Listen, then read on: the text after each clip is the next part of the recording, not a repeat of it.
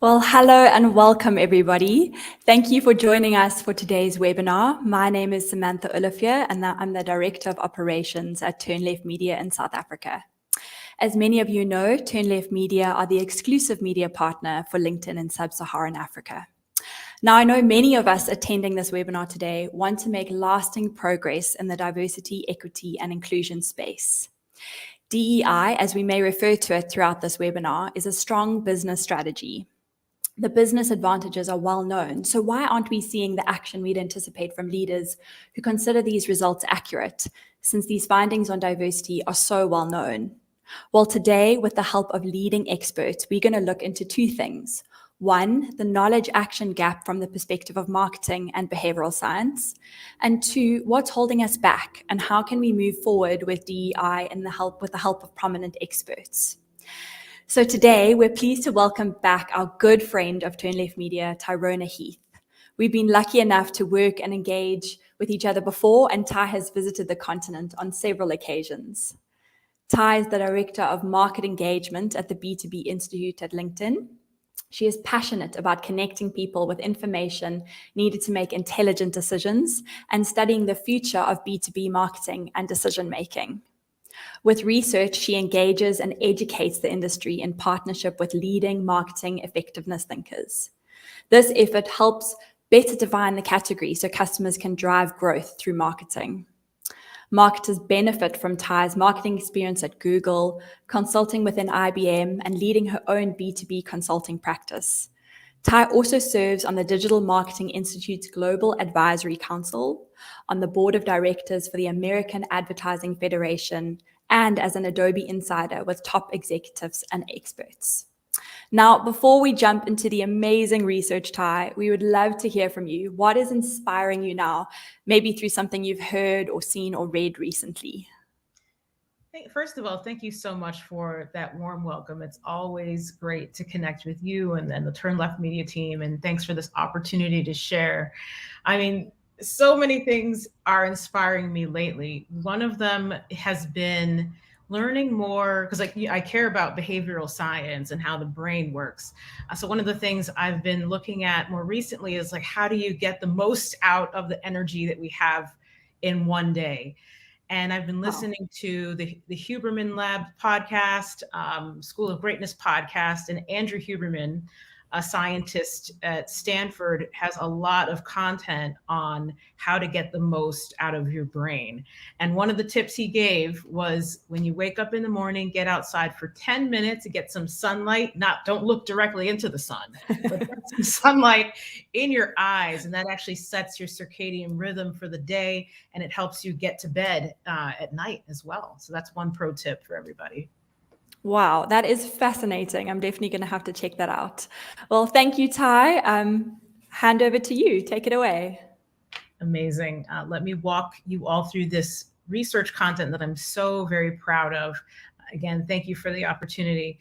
So for this Equity Everyday conversation, just to set the stage for everyone, we were really proud to partner and draw upon the research from Professor Jamila Bowman-Williams, who's over at Georgetown, and then also 𝐤𝐭𝐡, who is a founder of Rare Coaching and Consulting. And so this is where we first heard terms like transactional versus transformational in regard to diversity, equity, and inclusion. And you'll learn more about that in just a moment. But as you heard during the intro, we've all read these reports. We know that investing in diversity, equity, and inclusion leads to better business outcomes. You see less risk, more innovation, and more revenue. But to be clear, this conversation isn't about relitigating the case for DEI. Instead, we're out to answer the question that you heard in the introduction. if diversity is good for business, then why aren't people buying? So we know it's good business. And if these findings are widely known by leaders, then why aren't we seeing the action that we would expect from people who accept these findings to be true? So why don't we start with an audience that we're all familiar with, marketers. So many of us listening today are marketers, or maybe we are folks who've had to do marketing. And according to our LinkedIn survey that we did with marketers, the stated belief in investing in diversity, equity, and inclusion is really now mainstream for marketers. And so this is underscored rather by widespread recognition of this problem. So the rising web searches on posts for diversity, equity, inclusion, media coverage that we've seen over the past couple of years about diversity, equity, inclusion, and then also numerous conversations for change all around the world. On LinkedIn in particular, compared to 2019, if you look at 2020 and beyond, we've seen rapid growth in company posts on diversity and 81% growth in the number of companies posting on diversity. And then in September 2021, year to date alone, we found 332,000 company posts about diversity with 90,000 companies posting. So a lot of conversation is happening. And so what's clear to us is that the vast majority of marketers care about diversity, equity, inclusion, and believe it's important. We believe that companies need to evolve. We believe that brands need to be inclusive, and we believe that marketers should showcase their commitment and that management cares. And we've all seen the biggest public companies and their foundations collectively commit billions of dollars to addressing racial inequality. And so this unprecedented acceleration in diversity, equity, inclusion has been described as a social justice reckoning. But the question with all of this is this investment actually translating to real action? Well, the answer is not always. So while there have been some very bright points recently with commitments made over the past year, actual progress has been mostly flat. And there's a harsh reality for us to confront. And I'm so glad that we're here to talk about it today. Billions of dollars have been invested in diversity, equity, inclusion, training, programming, marketing, and little has actually changed. So if you look at managerial diversity, it hasn't changed a ton in many places within the past 40 years. In many places, women on boards haven't exceeded 20%. And the C-suites remain overwhelmingly white and male, as do the highest earning careers. So we've been putting a lot of energy into this, and we're not really seeing the transformation that we've said is a goal. And so the reality of this is highlighted in a viral tweet from California entrepreneur Brandy Riley. She said, "Thank you for your Black Lives Matter graphic. May I please see a picture of your executive leadership team and company board?" And so, what's behind this? We expect more, but what's behind the gap? We specifically explored marketing, and there's a lot that we learned.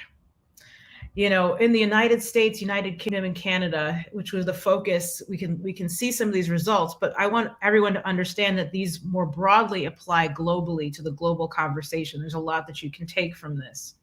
We also explored LinkedIn platform data from the United States between 2019 and 2021. So there's a lot we can gather from this, and we're continuing to expand. And so what we saw is that knowing diversity is important doesn't necessarily translate into action. And what we're calling this is the knowledge action gap. And what it comes down to is that if we care about behavioral change, if we want people to do different things, then we actually have to concern ourselves with behavioral science. And that's why for this research, Equity Every Day, how marketers can bridge the knowledge action gap, we developed this study in partnership with prominent behavioral scientists like Jamila Bowman-Williams. We wanted to explore how we can make lasting progress on DEI. And so this phenomena called the knowledge action gap came up within Jamila Bowman-Williams' research, and she found it to be true. And you see it illustrated in this sense that 80% of participants said that diversity was an important goal for their organization, yet only 38% of those actually took action to promote a promising job candidate to a leadership position. And what this illustrates is that there's a gap between knowledge and action between people's stated and real preferences. So let's learn a little bit more about what this is. So we talked about how the knowledge action gap also illustrates there's a breakdown in the communication.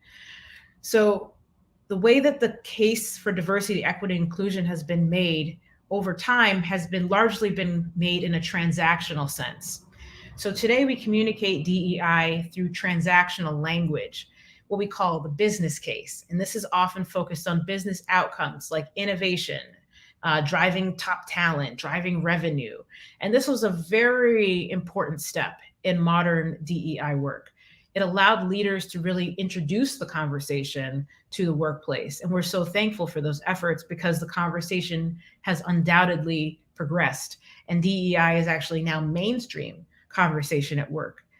That said, while the business case is both popular and compelling, what this research shows is that often it's more rhetoric than action, and we care about action. Even when people say that diversity is good for business, which many do, it doesn't lead to them taking tangible steps. And in some cases, it may actually increase bias. For many others, it just doesn't resonate.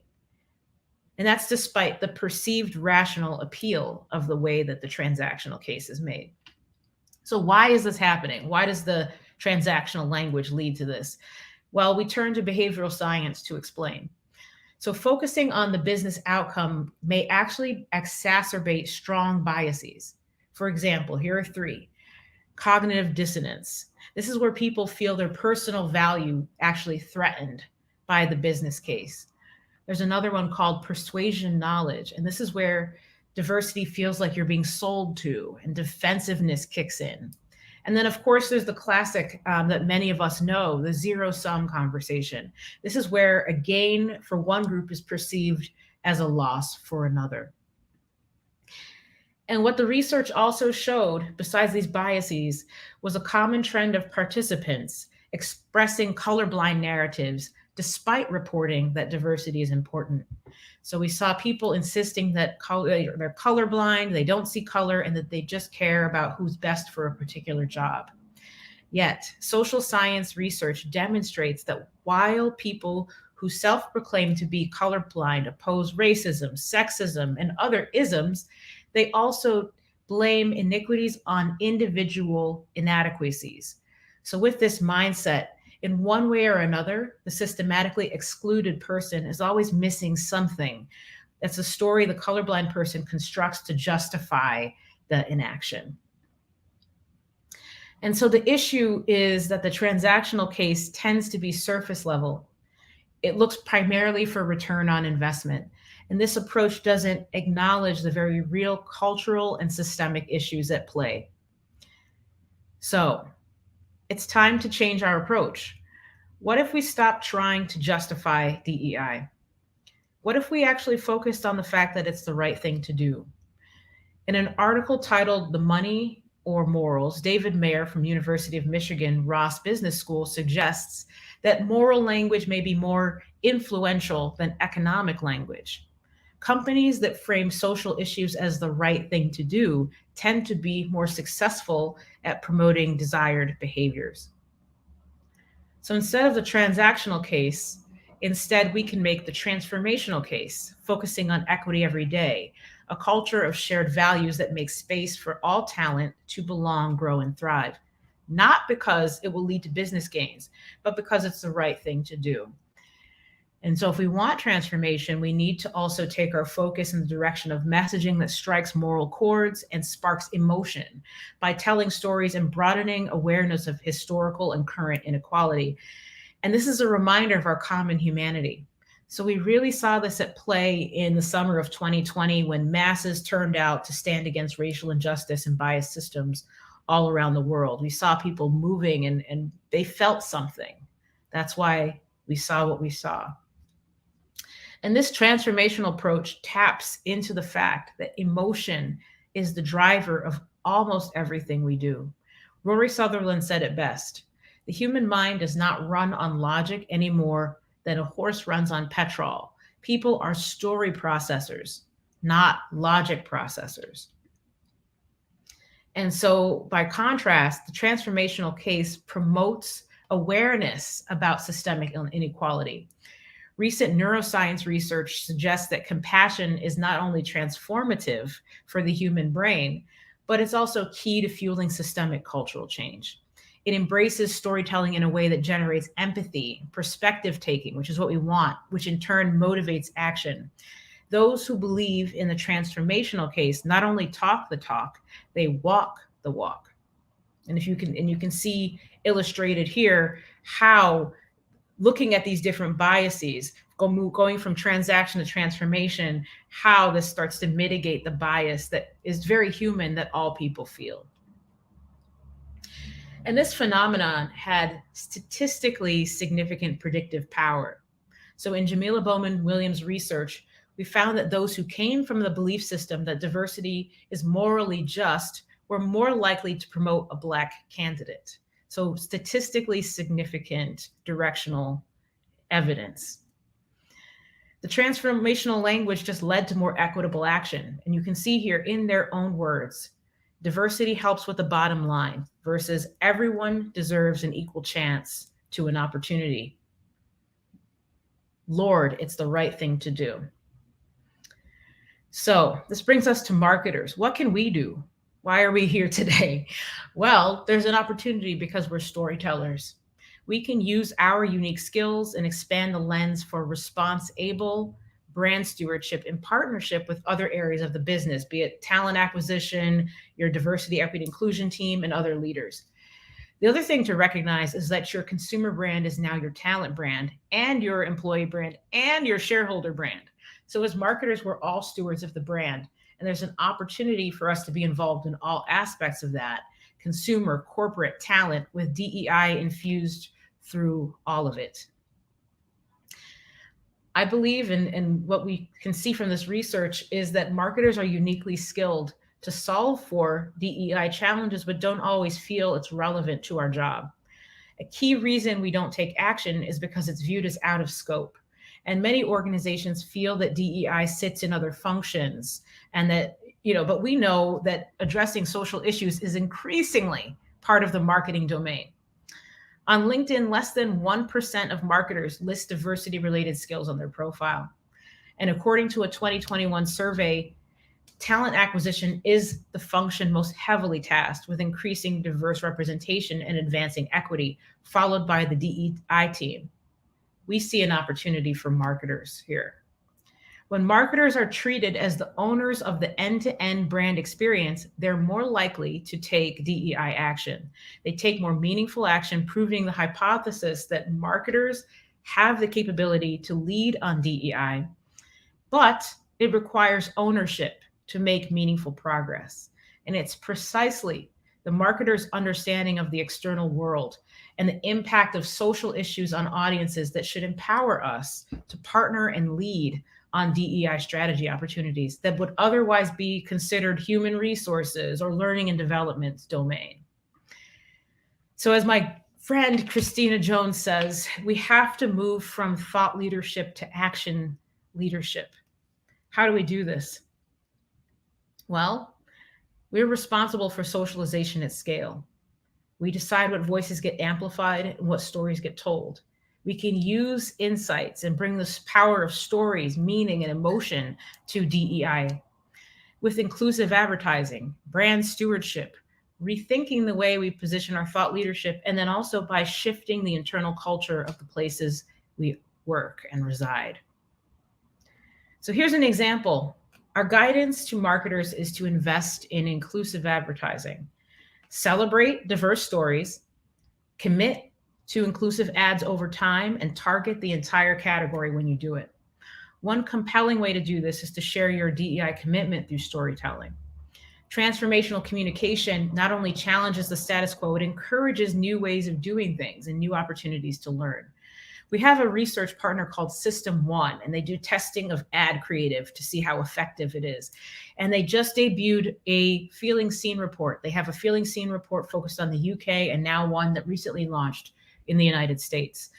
In the UK report, the Tesco Food Love Stories Ramadan ads saw one of the biggest uplifts in the diversity segment among British Asians. So the Food Love Stories has been running for about 4.5 years. So they committed to it long term. And it's a Ramadan campaign with 3 brothers featured here. And it was born during the first lockdown of 2020. And what the research showed is that the Muslim community was affected by the possibility of not able to get through Ramadan. It's a time to make food for the people you love. And what they were able to tap in here by featuring these brothers was consciously focusing on individual, authentic stories. They talk about resonance, not reach. They set up a diverse committee of people to review the content throughout the entire process, offering feedback on scripts, costumes, and ingredients.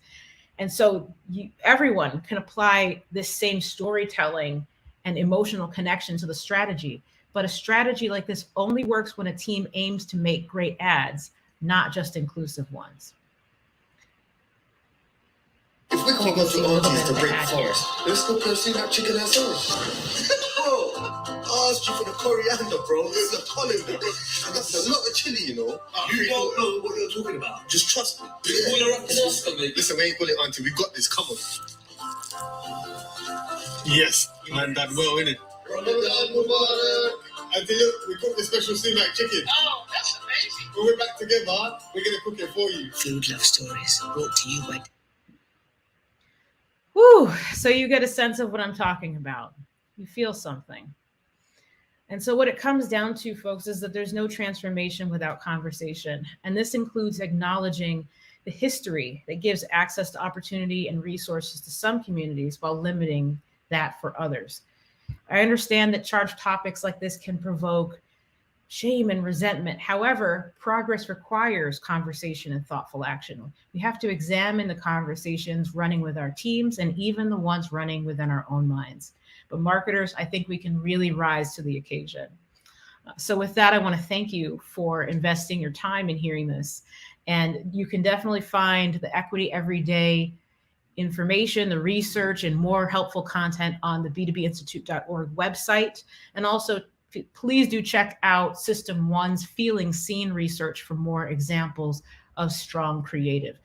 So with that, I'm going to end it. I know we're going to get into some conversation now. Wow, Ty, thank you so much. I said it to you earlier, but I always love your presentations and I've certainly learned so much. So thank you very much for sharing that with us. And yes, you're quite right. Now we are going to move into our panel discussion time. So I'm going to hand over to my colleague, Marius Greef, who is one of the co-founders of Turn Left Media. So Marius, over to you. Sammy, thank you so much, and it's great to be here today. I'm going to be taking us a little bit closer and asking our amazing speakers and panelists a few questions that I've been wondering about.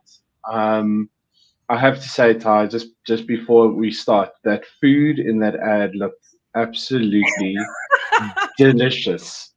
And I know it's breakfast time in New York where you are, but it's almost dinner time where I am. So I would have that for breakfast, Marius. I would have it. I'm like super excited now for dinner. So time to get going. So first, I just want to introduce our 2 other amazing panelists. And as technology happens and webinars happen, every now and then, the universe and technology doesn't align. And so before the webinar started, we had a little bit of a technical challenge. So we're going to see now if it's been resolved. And I'm really, really excited to see what's going on behind the scenes. We have with us today an amazing lady called Samu Makatini. She's currently the Senior Media Manager at Nedbank Group Marketing, and she's also Head Tutor at Get Smarter. I've had the privilege of working with Samu before, but she's got over 18 years experience as a marketer, a researcher, an analyst in brand strategy, marketing, and channel planning. a massive demonstrated history working across banking, telcos, personal care, alcoholic beverages, and publishing across the whole of Africa. And she's got some incredible skills in marketing and media strategies that include digital and offline channels. And lastly, she also has 5 years of academic and lecturing experience coupled with professional experience positioning her for a parallel processing work environment where she utilizes existing framework and renders her best judgment in problem solving contributions. And if that wasn't enough, right, and that is a lot, she also holds several marketing qualifications, including a master's in commerce. So, you know, pretty impressed to be sitting next to such an amazing lady today. And then the last person on our panel today is another close personal friend, Samantha 𝐤𝐿, who's the founder and CEO of The Social Craft. So Sam is passionate about changing the world with creativity and branding. And I've just spent the last day with her in Cape Town, and it was incredible to see the passion from her and the team.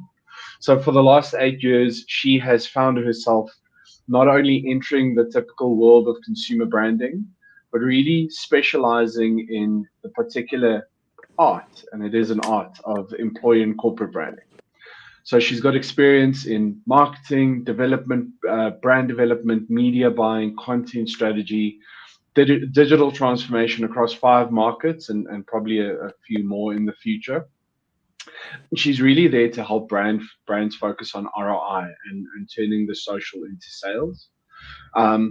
You know, and a brand is really for her, it's worthless if it's not connecting and creating relationships with your target market every single day. So Samu and Sam, I'm gonna make sure that I get it right. Thank you so much for joining us today, and it's really amazing to have you here. Thank you, Marius. And I'm just checking, can you hear me? We are a go. This is a good fun. Great. I'm on twice just because I need to use video on one device and sound on the other. You know, this is Africa. We make it happen. This is it. Sam, how is the beautiful Cape Town today? It's a lot warmer than Dublin, I must say. So I'm very grateful to be in my home country today. Usually I'm streaming and I'm the only outsider off the continent. So I feel very connected in the spirits of Ubuntu today.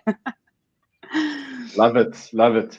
And we're in the last day of Africa month as well. So this is really amazing that we get to connect with, you know, so many different locations and different people. Ty, before I get back to you, I want to, you know, there's this little LinkedIn tradition that people can't escape. So I'm going to start with you, Samu, and then go to you, Sam. Tell me something that's not on your LinkedIn profile or something that you're listening or reading right now that's inspiring you.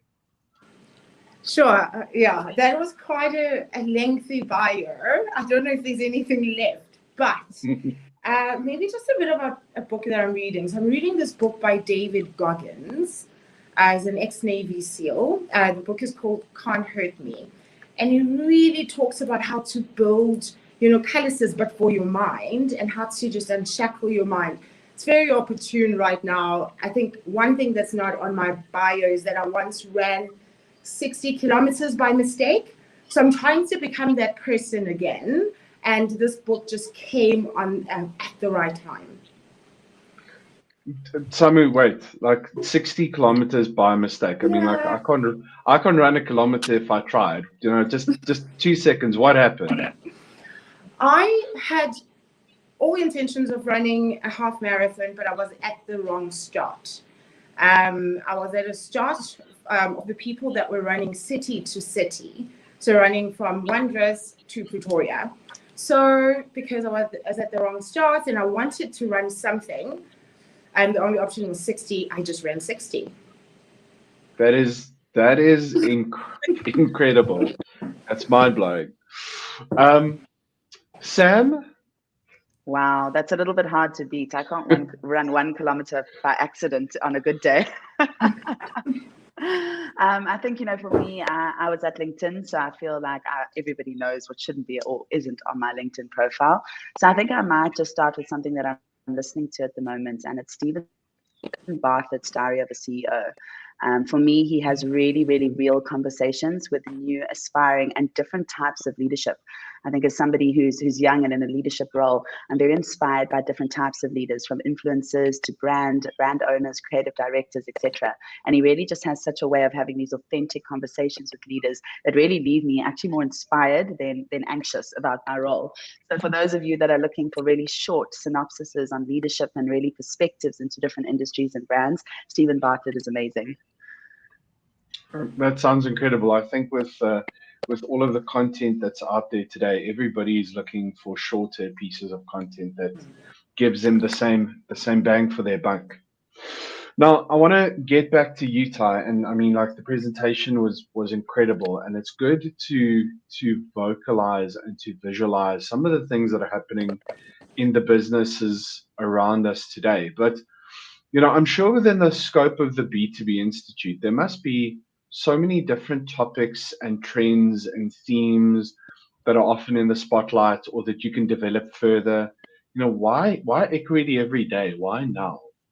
Yeah.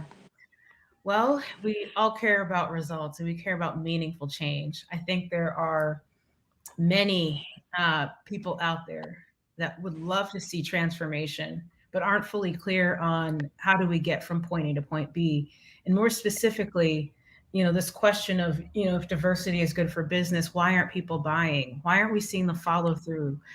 We don't want to keep doing the same things over and over again and not seeing the results that we're all committed to. So we really wanted to explore that, because people are really interested in meaningful change. People are interested in understanding what is the direction I actually need to invest in and make a difference. And it's not to say that the numbers and the statistics and all those things aren't important. You still have to understand, what's happening within your business. Where do you stand on diversity? What does your workforce look like? Your advertising, you have to understand those things, because in order to chart where you're going, you have to know where you are. But, recognizing one of the themes of our research, when you think about brand building and building memory devices with people and motivating people to act, we're so clear that storytelling plays a huge role in that. And that's something that marketers are uniquely qualified to deliver. And so within the conversation of building marketing skills, understanding marketers' growing responsibility as stewards of the brand, that's why we decided to invest in Equity Every Day Now as a conversation for marketers to really grab onto and really drive the meaningful impact that we know that marketers can drive on this topic. That makes a lot of sense, and I think there's no time like the present, so it doesn't help if you postpone the conversation. Mm-hmm. Samu and Sam, Samu, when we asked you to be a guest panelist, why did this topic resonate with you? What made you decide to put up your hand and have the conversation? Look, it wasn't immediate, I must be honest, and mainly because it's such an age-old conversation. If we go back to as far as the 90s, when Meghan Markle first called out P&G, so old, and we know that this is a problem. We know that it's good for business. We know that it's our responsibility as society, and I think that's what probably then flip the switch for me, because it is an absolute responsibility for all of us. And I think it has to be intentional, it has to be deliberate, and like Ty said, it has to be an everyday job. And congratulations, Ty, for getting this research here. And I think what we need to do more and more and more is talk about moving from this point of in Asia as people and as an industry. So I love the fact that you've added, what do we do? So if we leave this room today, what are the things that we can do to make a difference? And congratulations on that. And that, Marius, I hope it answers your question. So it's an obligation.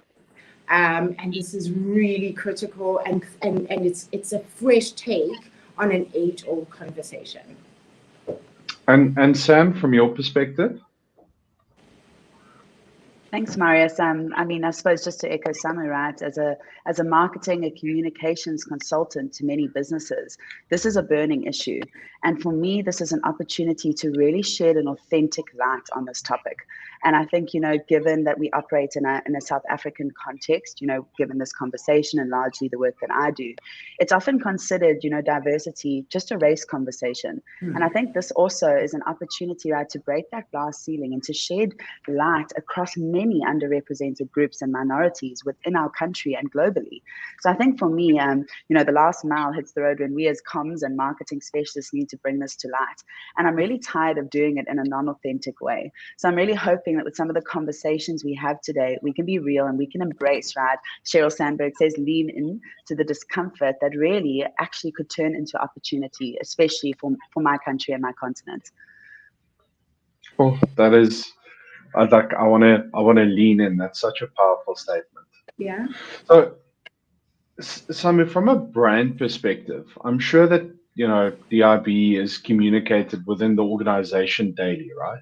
But how does this translate to a marketing perspective? How is it externalized? I hope you can still hear me. Can you still hear me? 100%. I see there's an issue, but so look, and I said before that look, it has to, and even from a marketing perspective, it has to be deliberate. It's very lucky joining Nedbank that Mike Brown shares the same sentiment. One of the first things I heard from him, was that you can't run a sustainable business in an unsustainable environment. And with that, as an organization and certainly as marketing, we have autonomy to make a real difference. So, and throughout our ecosystem. So it's from how we plan creative. And Ty touched on it, and as an industry, we've always spoken about, that age-old Mandela quote about, speak to people in their language, and speak to their hearts as well. So that's how we're doing it. And I love what Sam said about it being more than just about race, but about, representation and inclusion across so many faces, and so many of us sit with varying degrees of privilege, and with that, as marketers, it's our responsibility to make sure that we use that wisely.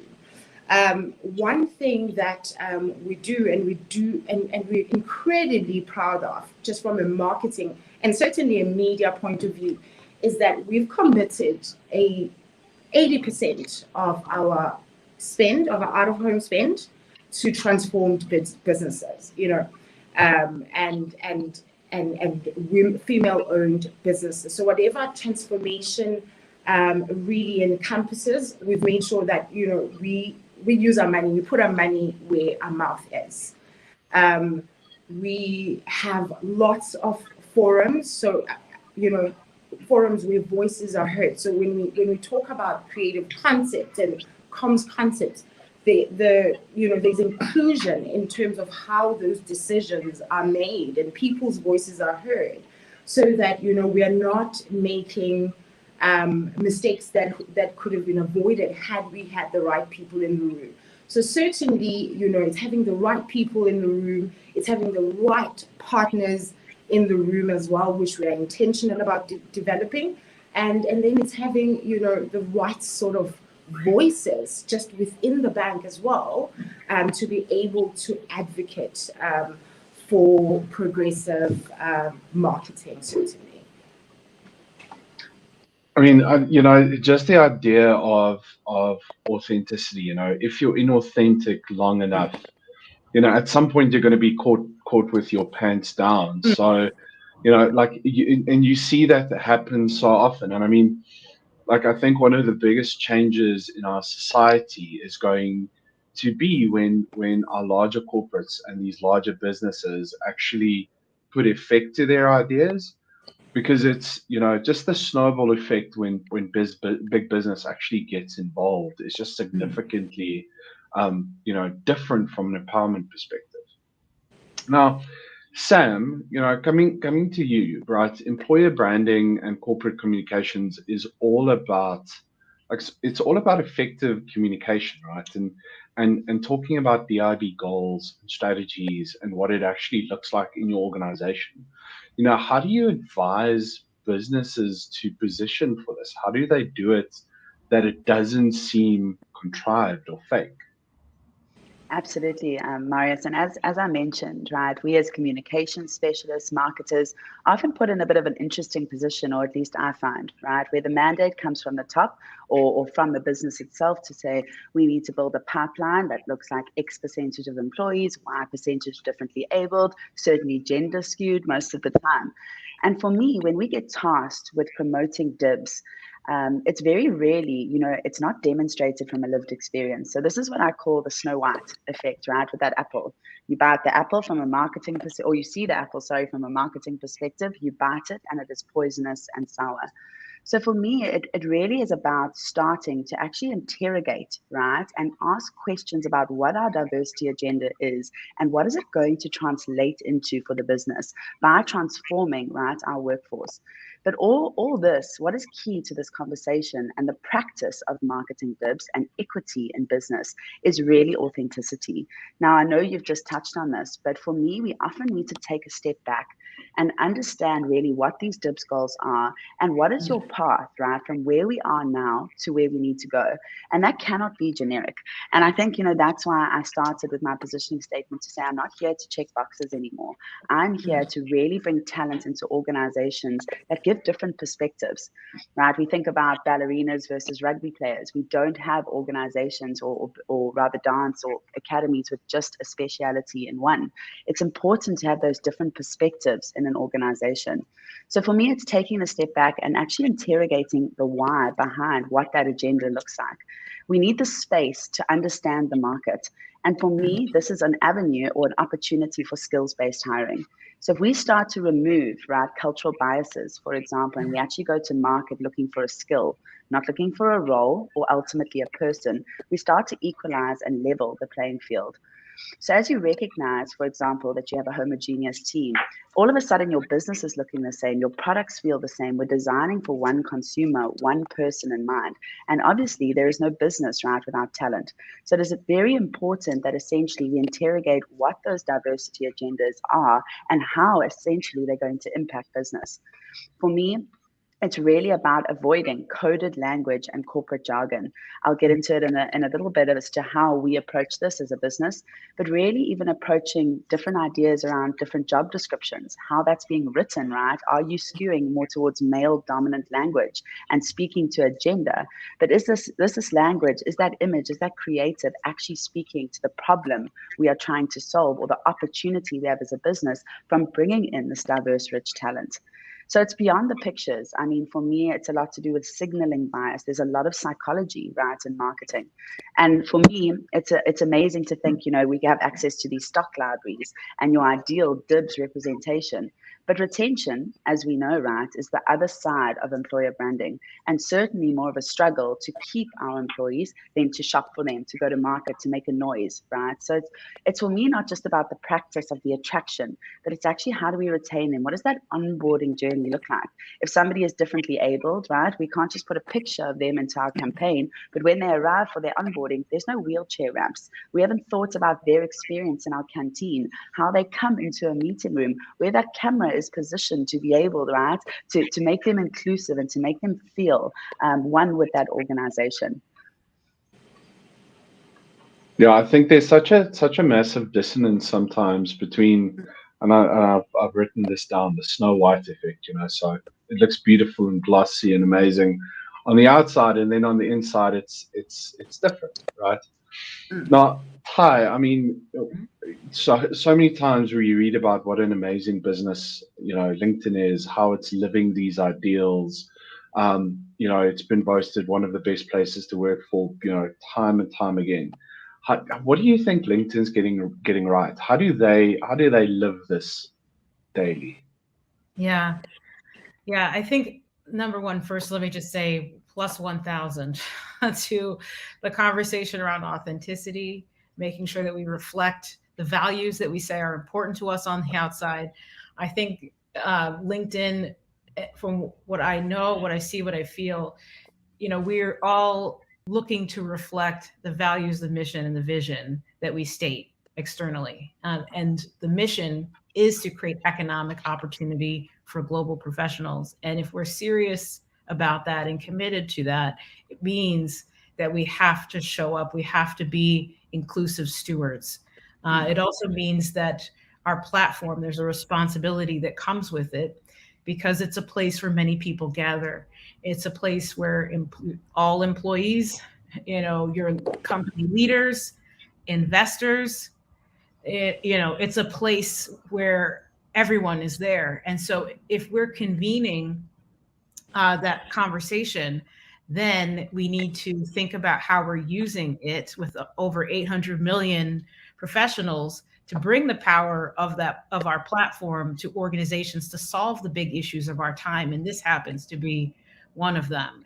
So we really do believe that diversity, equity, and inclusion work is leadership work. And just touching on one of the points that Sam brought up, as the steward of the brand, as a comms leader, and thinking about how you build a culture and how you make sure that people feel like they belong and that you're managing your talent brand, which isn't just meant for people that potentially will work for your firm. It's also for the people that are inside your firm right now. Are they feeling it? Do they feel represented? Do they feel like they belong? So we're clear that LinkedIn is one of the only platforms where you can reach all of these different folks and also drive that internal conversation showcasing the work that's happening. So that's really important to us because we understand that people want to work for firms that have strong and inclusive brands, and that it signals that a firm is well run when you have a strong and inclusive brand. And so there's an opportunity for marketers to be larger stewards. And LinkedIn definitely aims to be a platform to help convene those hard and necessary conversations. Absolutely. So LinkedIn does particularly well in connecting those conversations and stewards and opportunities. So Sam, I want to ask you, taking your previous, and we're jumping around a bit and touching on, because there's so much good stuff going on. It's difficult to try and bring it all together. Taking your previous answer a step further on LinkedIn specifically, what are the best insights-driven approaches that you've seen that marry talent strategy and marketing to drive inclusive processes? Great, thanks, Marius. So for me, the first thing, can we just tackle marrying talent and marketing? Guys, please talk to each other. As departments, I often find I'm the catalyst in businesses externally that gets HR and marketing to just become friends and have real conversations. For me, often HR, right, owns a people agenda and marketing owns the message and the brand. And what's often interesting is that from a consumer marketing point of view, we're very well aware of representing DIBS in our marketing communications. We're aware of how to go to market for our diverse customer, but it fails when we come to HR and internal communications, which I find so interesting, because if these teams just work closer together, often HR owns the audience, they know what the agenda is, but marketing amplify, right, the value proposition of an organization. So for me, it's really just about working closer together. In the same way, for example, that marketing go out and do a consumer persona. They get into the hearts and the minds of their consumers. They understand their struggles. HR could follow a lot of that practice, and that's something we do as a business, very consistently and intentionally as candidate personas. Let's understand what the workforce looks like. What is the sentiment? How are they supported? And it's really across the board, right? Not just when we're having a DIBS conversation. But essentially, it's all about that sharing of data and message, right? Because we've got access, right, to different platforms and tools. Marketing, test, try. They have analytics. They can actually see which ads, which communications resonate better with certain audiences.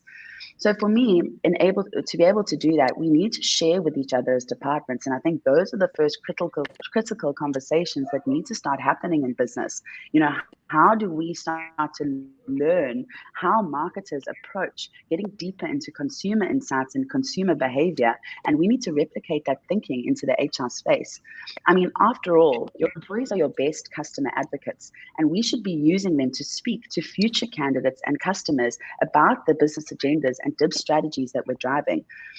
So that for me, you know, is the biggest call out here. If we can just start having inclusive in-organization conversations where we're actually sharing, right, skills, knowledge, access to information, we're going to find that HR, especially on the employer branding side, drives more consistent, authentic communication.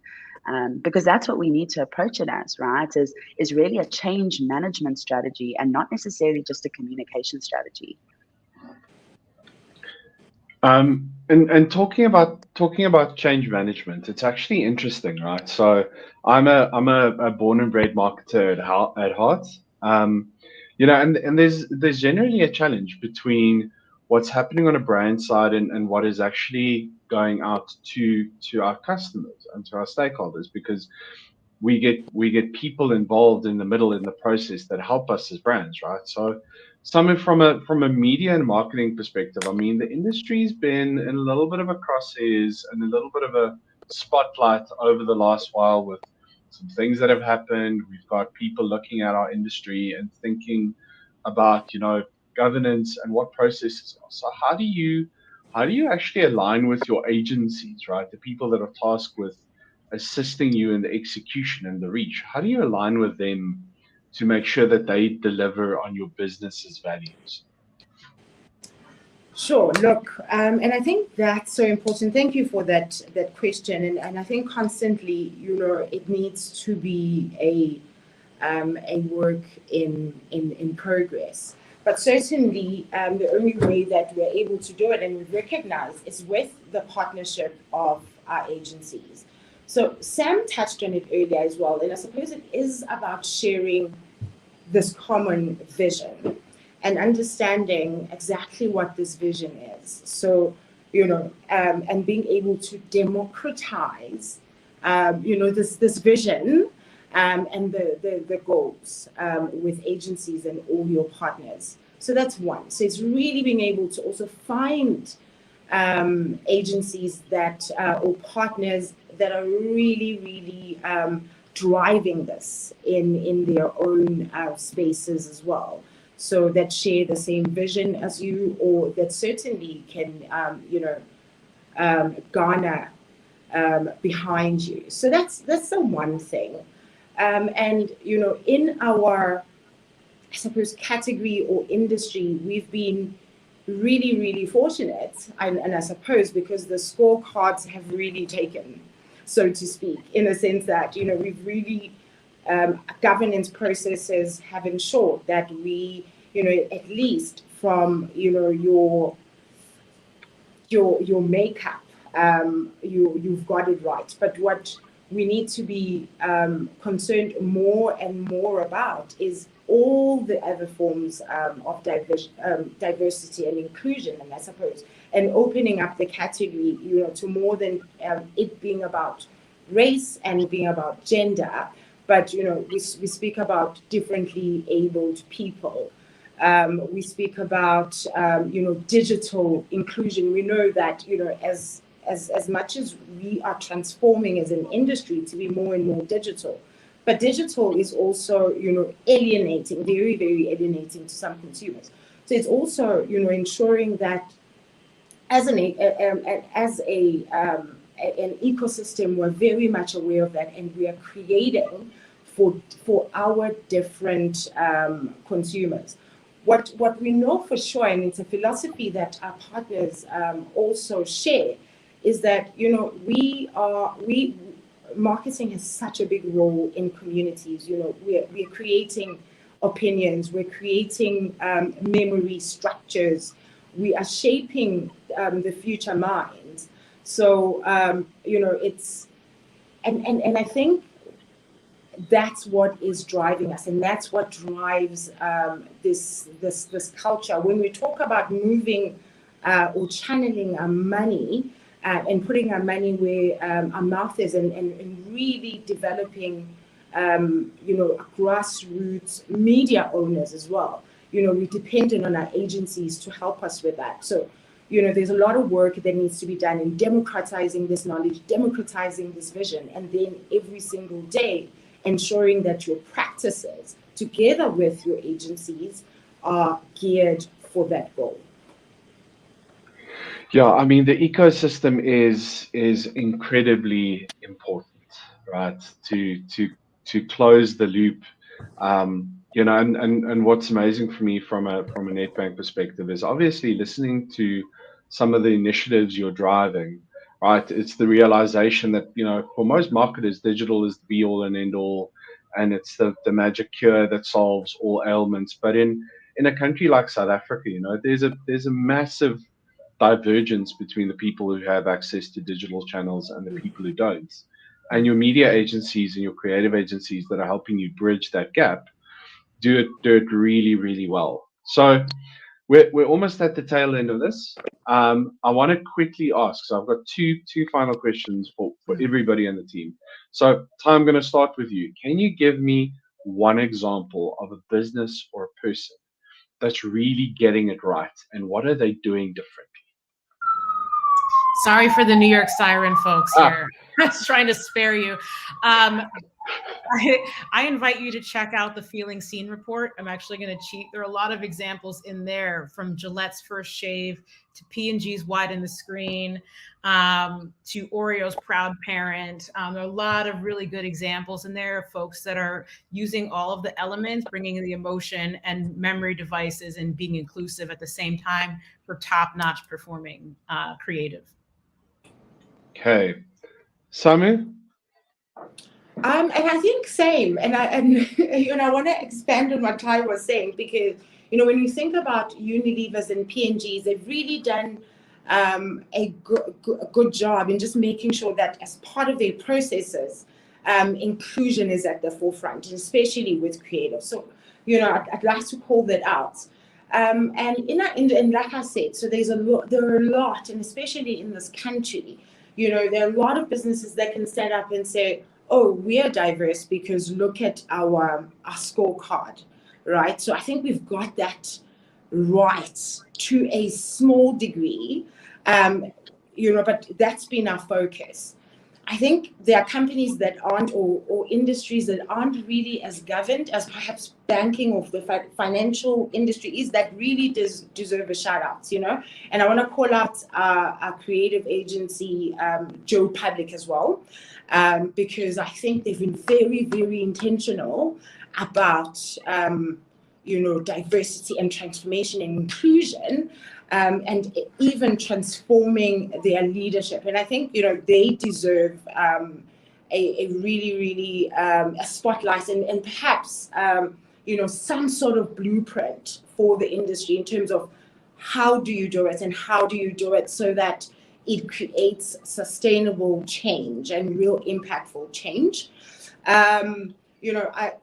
I may not remember all the examples now, but I really just want to talk about how our creative spaces are changing. I mean, we've moved from a time where we were talking about, oh, please stop making people dance in ads, and thank you that we've moved away from that. But now it's about, okay, how do we then start normalizing diversity?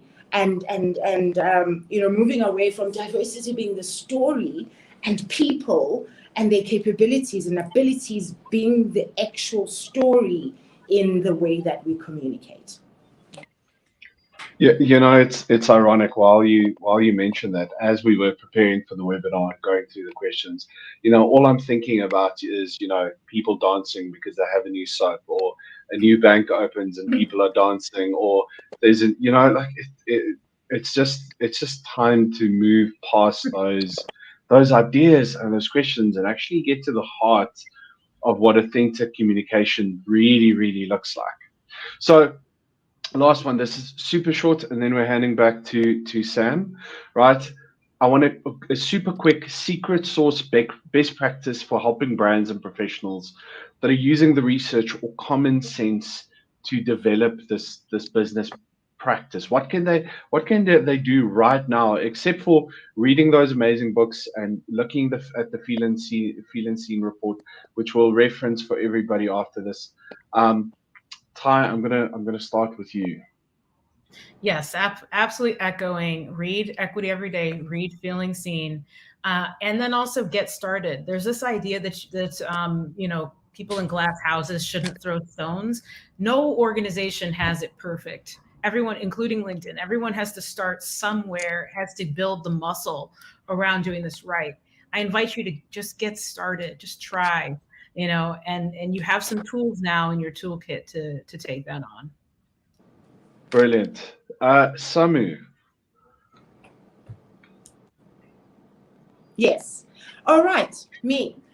Okay. So my 3 things, and I'll probably just add on to what Ty was saying, but it's also immerse yourself in the market, right? It's not about going on an occasional immersion session, but it's about really getting to know your consumers. We're talking more and more about personalization in the industry, but how do we do that without really understanding our consumer and really understanding, what authentic communication looks like? I would say throw away the recruitment scorecard, throw away the tick boxes, and really hire for ability and the best fit for your organization. So we need to move away from just looking, for the UCT graduate that probably went to St. Stephen's and probably going to, bring the same sort of, which is, there's nothing wrong with UCT and St. Stephen's, by the way, love them to bits. I teach at UCT, but just as a way of example, there's, Ty spoke about, your consumers, or was it Sam? Your consumers being your talent, your talent pool as well. So this is absolutely critical. And lastly, authentic workspaces allow for people to be themselves. And we talk about, within boardrooms, we talk about just how inclusive we are, how we've got 80% of this demographic and 30% of this demographic. And you walk into the building as a wheelchair user, you can't get anywhere, as an example.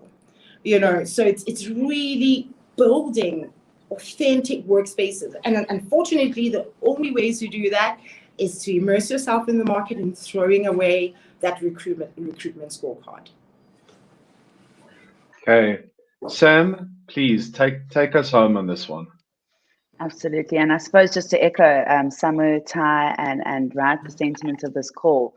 For me, as my mum always says, you walk a mile in someone's shoes before you judge them, right? So going back to a bit of common sense, Marius, I think for all of us, right, when you realize you have these gaps, we do not know what it feels like to be a minority. Maybe we do, right? I've been to Kenya, I've traveled the world, right, where often I'm the only woman, perhaps in a meeting. I'm the only white girl, right? I'm perhaps the only tallest person in the room, which has also been an interesting situation when you greet people, down here. So really, I suppose I've been in these situations, and we as marketers, as comms people, as businesses, we take for granted that we think we know these people, these diverse people, these differently abled individuals that also form part of our workforce. But really, if we just stop and we understand what their drivers are, right? You kind of spoke, Samu, to having 80% of a workforce transformed. How much of that workforce is actually engaged? Right? How are we doing at effectively communicating so that action, right, is absorbed and we are driving that action? Because for me in a comms world, engagement means communication that is activated. So I guess it's taking a step back and having those hard internal conversations and making yourself uncomfortable. A lot of the best diversity experts that I've worked with, talent consultants, go to these uncomfortable situations. They immerse themselves in what these candidates must be feeling and experiencing on a daily basis. And I think if there's anything we can live with is to be a real human. It comes back to creating authentic communication strategies, telling an authentic story. But we cannot do that unless we, as custodians of brands, are authentic with ourselves. So I hope that wrapped it up nicely for you, Marius. Yo, ladies, this has been an absolute privilege and a pleasure. Thank you so much for the time today. Looking at the comments, I get to see the comments on this screen while we're having conversation. I'm just seeing lots of positive affirmation, smiley faces, hand claps, people really engaging. So what you said has driven home the message. Thank you. I really enjoyed the time together today. I'm sure everybody has gained tons of insights to use in the businesses. I'm going to say thank you, and I'm going to hand back to the other Samantha, who will close us off. So from myself and all of our amazing panelists, thank you. Wow, 3 Sams on 1 call. Guys, it has been such a full hour. Thank you to all of our panelists for your time and input, and just a huge thank you to you, Ty, for your incredible insights that you've shared with us. I also just wanted to give one more punt to our inclusive language guide, which is a fantastic resource that our Turn Left Media team has put together. The link will be posted in the chat, and the full doc will also be available with this recording. So just a huge thank you from all of us, and thanks for attending. I hope you have a fantastic rest of your week, and join our next webinar next month. Thank you, everyone. Goodbye.